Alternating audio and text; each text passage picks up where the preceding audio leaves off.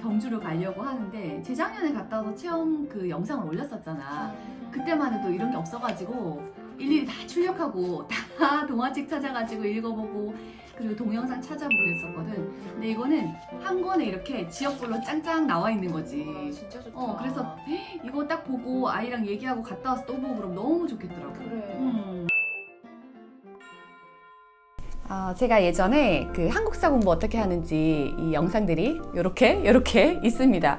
한번 보시면 도움이 되실 것 같은데 아이들 2학년 때 제가 코로나 되기 전까지 사실 체험학습을 좀 많이 다녔어요. 아이에게 저학년 때는 특히 기억 속에 이렇게 실제 현장을 가보고 직접 만져보고 뭐 생각하고 이런 것들이 정말 이제 크면서 도움이 계속 된다라는 생각을 하고 있거든요. 그래서 그때는 제가 체험 갈 때 참고할 만한 어떤 자료들이 없어서 일일이 제가 수작업으로 출력해가지고 하고 공부하고 가고 그랬던 기억이 납니다. 그래서 작년 말쯤에 제가 이 교재가 나온 거예요. 그래서 계속 소개를 해드려야지 생각을 했고, 그리고 여름 사실 방학이 들어가기 좀 전에 소개를 해드려야겠다 했는데, 이제 최근에 찾아보니까 그 사람들이 조금 이제 야외 활동들을 시작하면서 모든 숙박비도 오르기 시작했더라고요. 그래서 좀 일찍 알려드리고 일찍 여름방학에 뭔가 계획을 준비할 수 있도록 해드려야지 라고 생각하고 오늘 준비를 해봤습니다. 오늘 소개할 책은 이제 한국사를 아이가 공부를 할 때 어떤 흐름을 가지고 공부하면 좋은지, 저학년 때는 이렇게 하고 고학년 때는 이렇게 하면 좋겠다라는 가이드를 드릴 거고요. 그리고 이제 그 영상의 후반부에 저희 이 책에서 중요한 지역들, 원하시는 올해 계획이 있는 그 지역들을 선택해서 도서를 받으실 수 있게 준비를 해봤습니다. 일명 여러분들 세 마리 토끼, 이거 아시나요? 세 마리 토끼 잡는 시리즈로 굉장히 유명한 애니 능률에서 나온 시리즈인데요. 세토 역사 그리고 세토 한국사 오늘 소개해 드리도록 하겠습니다. 처음 아이가 그 역사를 접할 때는 사실 모든 과목이 마찬가지인데 굉장히 흥미있게 좀 즐겁게 접했으면 좋겠잖아요. 그래서 좀 저학년 친구들 같은 경우에는 이제 한국사를 사실 뭐 예전에 이야기책, 그런 동화책 같은 거로 먼저 시작을 한다거나 뭐 다양한 방법들이 있는데, 저는 이제 아이가 좀 직접 그 현장에 가서 볼 수 있는 기회가 있으면 가장 좋겠다라고 생각을 했었어요. 왜냐면 저희가 세계사를 공부할 때는 세계를 이렇게 다니기는 좀 어렵잖아요. 근데 한국사는 너무 좋은 게 언제든 근처에 이렇게 가면 역사 유적지를 볼 수 있는 거죠.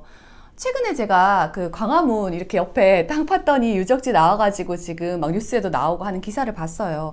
그래서 아이가 진짜 과거지만, 엄청 오래전 과거지만 현장을 볼 수 있다는 게 엄청나게 메리트다라는 생각을 했거든요.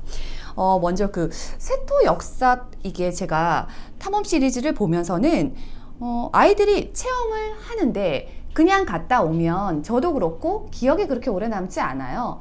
예전에 제가 경주에 뭐 이렇게 갈 때만 해도 그냥 소풍을 갔다 와서 뭐 불국사랑 그런 걸 봤지, 그런 정도였거든요. 근데 요즘은 좀 이제 부모님들이 영리하게 아이에게 그런 것도 보여주면서 가서 이제 정보도 얘기해주고 그 다음에 뭐 스토리도 알려주면서 아이가 오래 기억에 남게 하더라고요. 그래서 제가 그런 노력을 하면서 아이한테 그 재작년에 가서 신라 시대에 대해서 막 직접적으로 언급을 하지 않고 여기는 진짜 금이 되게 많은 거예요. 금관이 막 많이 있는 거죠. 왜 많지? 이랬는데 생각해보니까 엄마 이때 금이 진짜 많이 난 거 아니야? 그래서 뭐 찾아보게 된다거나 그런 다양한 얘기들을 이제 계속 이어갔던 것 같아요. 이 책은 제가 이렇게 1권부터 권이 6권으로 되어 있어요.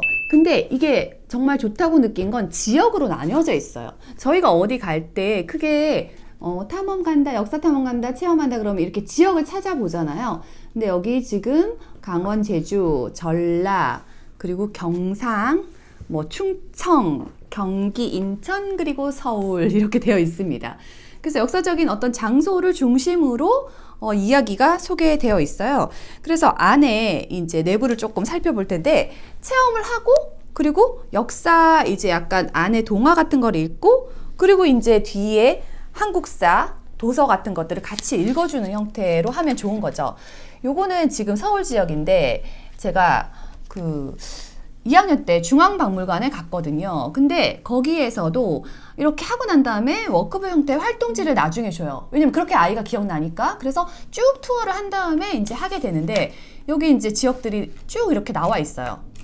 이렇게. 근데 앞에 이제 한번 볼게요. 전체 시리즈가 이렇게 되어 있습니다. 그래서 6권 보여드린 서울, 경기 이렇게 쭉 나와 있죠. 근데 서울 지역을 이렇게 보면 지역이 어디에 있다. 그리고 주제는 어떤 거를 얘기를 한다. 이렇게 나와 있죠. 그래서 예를 들어서 뭐 여기 보면 조선의 5대 궁궐 해가지고 궁들이 나와 있죠.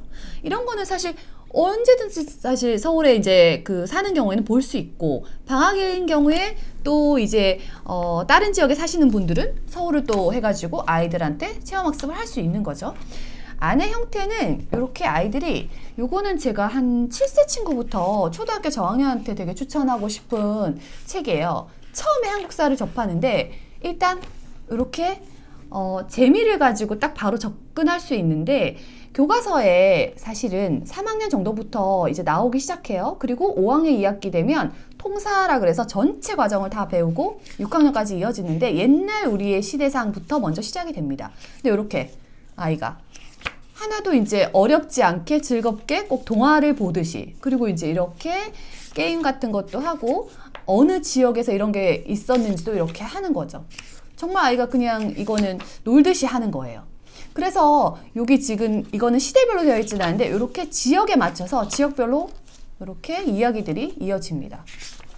해봤는데 재밌더라고요. 그래서 이런 형식으로 되어 있고요. 이게 이제 그 지역 형태로 이렇게 쫙 나눠져 있는 거죠. 근데 제가 여기 보면 그 충청 지역에 여기 그 금속활자 해가지고 나오는 부분이 있어요. 네, 근데 금속활자 하기 전에 사실 저는 아이한테 동화책을 그때 읽어줄 때도 이거 나무에 새긴 팔만대장경 뭐 이런 책이 있어서 이제 역사 동화들을 한번 그 많이 읽게 했거든요. 그러면 아이가 이제 이 역사 동화를 통해서 또 재미를 붙이는데 여기에 사실은 팔만대장경은 이제 목판 인쇄잖아요. 요거를 읽어보고 난 다음에 동시대에 그 다음엔 금속 그 활자를 저희가 만들기 시작했구나. 그래서 이거는 어떻게 되어 있구나 이렇게 이어질 수 있거든요. 그래서 역사 동화랑 같이 이렇게 읽어주면 좋아요. 그러면서 그냥 고려시대를 이해하는 거죠. 사실 이걸 읽다 보면 그 우리나라의 약간 위대함을 많이 알게 돼요. 저도 아이 역사 공부를 시키면서 같이 공부를 하면서 우리나라의 그 자산들이 정말 훌륭하고 뭐 선조들이 되게 엄청난 것들을 많이 남겨놨구나라는 거를 새롭게 사실 알게 됐거든요. 그래서 이렇게 구조는 되어 있습니다. 이렇게 보다 보면 아이가 요 내용들을 읽고 엄마 나 좀 궁금한 거 생겼어. 뭐 유관순 누나에 대해서 더 궁금해 하면 지역을 보고 오기도 하고 그리고 또 궁금하면 그거에 대해서 역사책을 찾아보고 그리고 관련 동화도 읽어보고 이제 계속 확장이 되어 나가는 거죠. 그런 식으로 되어 있어요. 그래서 제가 이런 책이 나와 있어서 내가 이제 굉장히 편하게 아이한테 어디 지역에 갈 때 요걸 일단 그냥 경상 어디를 가요. 그럼 이걸 이제 가져가는 거예요. 근데 그 전에 먼저 한번 찾아보고 갈 수도 있고 가서 이제 보고 와서 할 수도 있는데 요거는 저는 문제집이라기보다는 약간 동화책처럼 읽을 수 있다고 생각했어요. 그래서 요 지금 4번의 경상 시리즈는 제가 이번에 경주를 다시 가면서 굉장히 눈여겨보고 있거든요.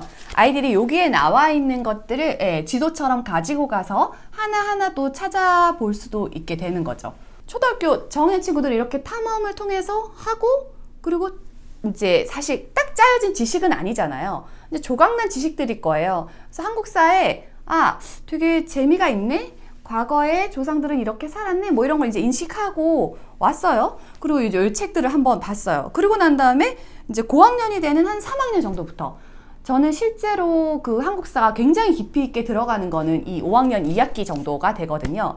근데 너무 방대하고 그리고 내용들도 깊기 때문에 이때 이해하기는 너무 어려워요. 그래서 3학년 정도부터는 한국사들을 좀 서서히 알아가면 좋겠다라고 생각하는데 고학년 친구들은 아무래도 좀 더 학습적으로 접근이 되잖아요. 이제 저학년 때 이렇게 하고 나면 요 책을 한번 볼게요. 한국사 같은 경우에는 세토한국사 시리즈 역시 1권부터 6권으로 되어 있어요. 근데 이거는 흐름이 실제로 저희가 생각하는 시대의 흐름에 맞춰서 되어 있어요. 근데 이제 여기 한 권을 먼저 볼게요. 요거는 제일 처음이니까 선사시대랑 삼국시대. 그래서 안에 이렇게 되어 있는데 특징적인 부분들이 제가 있었는데 이게 사실 하나의 권이 4주 정도예요. 근데 저희가 평소에 학기 중에는 굉장히 바쁘잖아요. 뭐 영어 수학하고 정신없죠. 근데 저는 한국사는 방학 때마다 하면 참 좋겠다 생각을 한 게 4주 과정이니까 요걸 3학년 때 한 권을 그냥 하는 거예요. 여름에. 여름방학. 그럼 겨울방학 때 또 이렇게 한 권을 하는 거죠. 그리고 6권이 끝나는 때쯤 되면 한 3년 정도 걸리는 거예요. 물론 재밌어서 이어서 하는 친구들도 있고 하겠지만 저는 좀 천천히 이렇게 가도 좋을 것 같거든요. 하고 난 다음에 관련된 책을 읽어주는 거죠. 그래서 여기 과정에 4주차 분량이 나와 있고요. 처음에 그 실제로 사회 수업에 들어가는 옛 생활의 모습부터 시작이 되는데 그거에 맞춰가지고 이렇게 쭉 되어 있습니다. 그러면 안에 한번 볼게요. 안에도 보시면 일단 이 그림들하고 같이 일러스트랑 같이 나와 있는데 너무너무 재밌어요.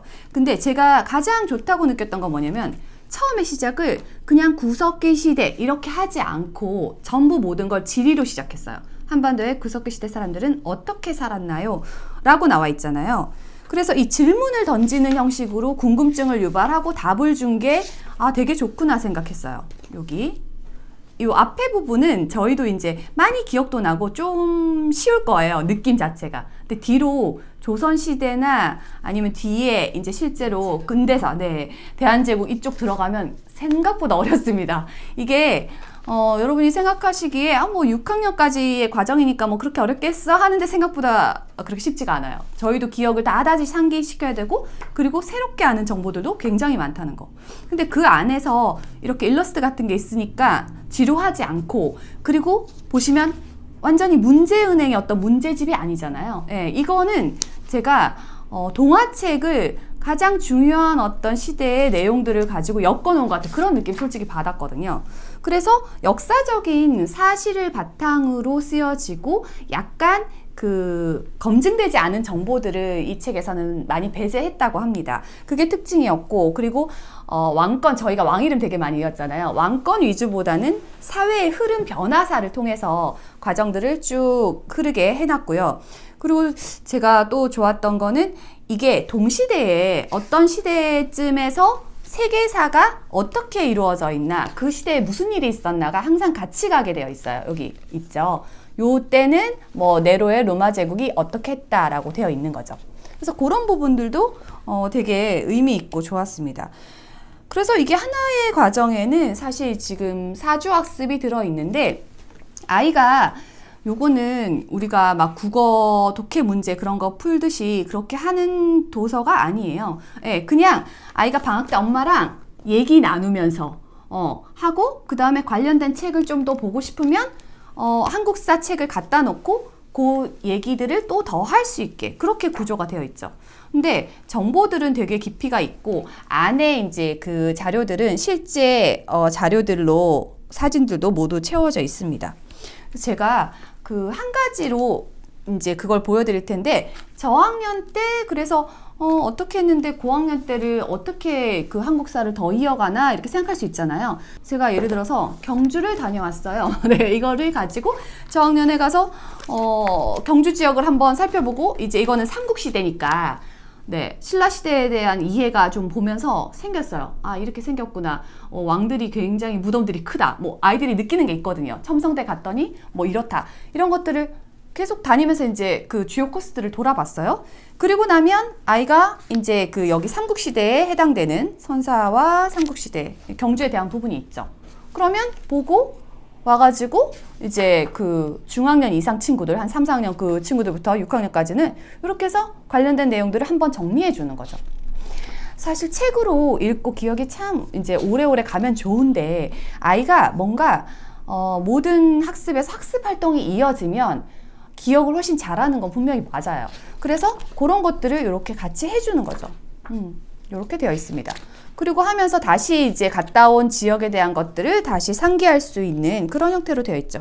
처음에 한국사를 시작할 때는 좀 즐겁게 재밌게 무조건 했으면 좋겠다라고 생각해서 어떻게든 아이에게 체험을 하게 하고, 그리고 역사 동화 같은 것도 많이 나와 있어요. EBS에 들어가서 보셔도 있고 유튜브를 통해서도 찾아보면 있고, 되게 신기한 게 제가 찾아보면서 팔만대장경 같은 경우에도 영상을 통해서 찾아보니까, 책을 보고 나서 실제로 정말 그 합천 해인사에 어떻게 되어 있는지도 볼 수 있고 눈으로 육안으로 전부 확인이 되는 거죠. 그래서 그런 것들을 의미 있게 공부를 하고, 그 다음에 한국사 독서를 하면서 아이가 이걸 가지고 이제 실제로 워크북인 거죠. 활동을 하는 거죠. 활동을 하고 얘기들을 다시 정리하고 그 다음에 시대별 흐름으로 쭉 이어가도록 하면 좋은 거죠. 그래서 제가 그런 점들이 되게 와닿았던 것 같아요. 방학하기 전에 제가 이 시리즈들을 보여드리면서 내가 방학 때 사실 많은 걸 다 잡으려고 그러면 잘 안 되잖아요. 내가 아이랑 할 수 있는 것 중에서 학기 중에는 못하는 어떤 거, 그게 저는 이제 학기 중에 메인으로 저희가 하고 있는 그런 이제 과목이 아닌 다른 과목을 가지고 아이가 좀 깊이 있게 독서와 함께 같이 하면 참 좋겠다 생각해서 이 시리즈가 진짜 적격하다라고 생각했습니다. 저희가 오늘 이렇게 보여드린 12권의 사실 책이에요. 근데 요 한국사 시리즈도 사실 6권을 세트화 되어 있는 게 있어서 그 세트화 되어 있는 거에는 요 연표가 있더라고요. 제가 이거 따로 주실 수 없냐고 그랬는데 요거는 세트로 딱 있다 그래가지고 구독자 여러분은 따로 낱개로는 못 드리는데, 요렇게 세계사랑 연결해가지고 한국사, 동양사, 세계사 해서 그 흐름 전체적으로 되어 있어요. 되어 있고, 여기 제가 스티커 붙였는데 여기 뒤에 보면은 스티커 형태로 붙여 나갈 수 있게 돼 있어요. 기억하면서. 그래서 요 스티커 떼가지고 여기 연표를 완성하는 거죠. 저 옛날에 이런 거 아이 없을 때는 이런 거 뭐가 재밌나 했는데 되게 재밌더라고요. 그래서 하면서 이제 집에다가 이 연표 이거 엄청 길잖아요. 예, 방에서 방 끝까지 이렇게. 그러니까 엄마 역사가 진짜 이렇게 이전 역사들이 이런 거구나 이게 느껴지잖아, 이걸로. 이거 되게 탐나더라고요.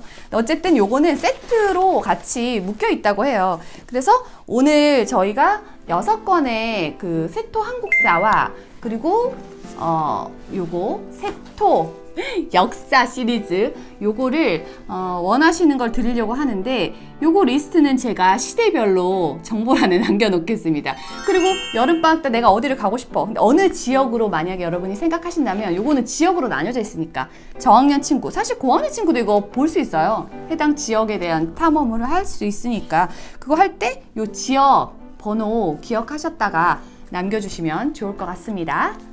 한국사가 사실 수능에서도 필수 과목이 된 게 저는 되게 좋더라고요. 저희 때는 그렇게까지 강조하면서 하지 못했던 것 같아요. 근데 이제 한국사가 아이들에게도 굉장한 프라이드를 줄 수 있고, 그리고 우리가 한국인이라는 그 자부심을 얻는 데에도 한국사만한 게 없는 것 같아요. 역사를 배우면서 과거와 사실 이제 대화를 할 수도 있고, 그리고 아이가 굉장히 훌륭한 교훈이나 해법을 찾을 수도 있고요. 그리고 또 하나는 인간사에 약간 지혜를 주는, 과거의 경험들이 다 있으니까 사실 거기에서 많은 것들을 얻어질 수 있다고 생각합니다. 그리고 또 하나는 사실 한국사가 세계로의 확장하는데 가장 이제 중심이 되잖아요. 그래서 주체적인 사실 세계관을 가질 수 있다는 게 가장 좋은 의미가 아닐까 싶습니다.